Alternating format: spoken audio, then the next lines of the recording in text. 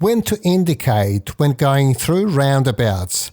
If you're going straight through, you have to indicate when you finish turning to the right. You should leave your blinker for about 3 to 5 seconds unless you have a car that's turning from the left-hand side. It might be a street or a car park, and if they assume that you're going to be turning in that little car park, you might be in trouble. In a situation where you might potentially mislead somebody, you should switch your indicator off earlier. Now we have a 2-lane roundabout, but it's the same deal. When you finish turning to the right, you should indicate left.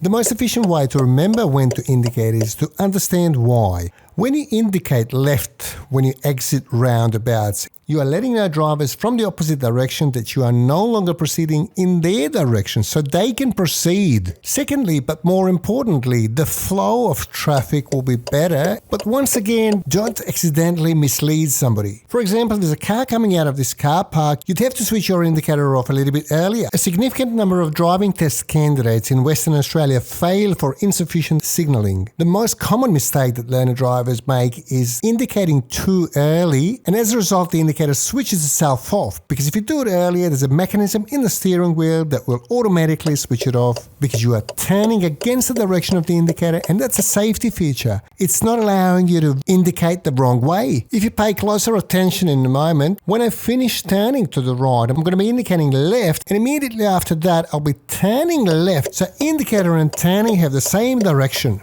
The second most common mistake that learner drivers do is they have their hand above the indicator switch for too long, way before they need to. When you steer right, just before you need to indicate left to exit roundabout, your hand will naturally fall near the indicator switch. See, in this situation, when I'm turning right at the roundabout, I will wait until I finish turning to the right and then immediately turn the left indicator on. Irrespective of whether you are turning right or going straight through the roundabout, even if you're making a U-turn, you would still have to turn your left-hand side indicator on as soon as you finish steering to the right. Or in other words, when you are just about to exit roundabout. I'm going to leave you with a few more examples. If you are taking your driving assessment, ask your driving instructors to take you through literally hundreds of roundabouts, and that way you are going to eradicate this type of mistake in your driving assessment.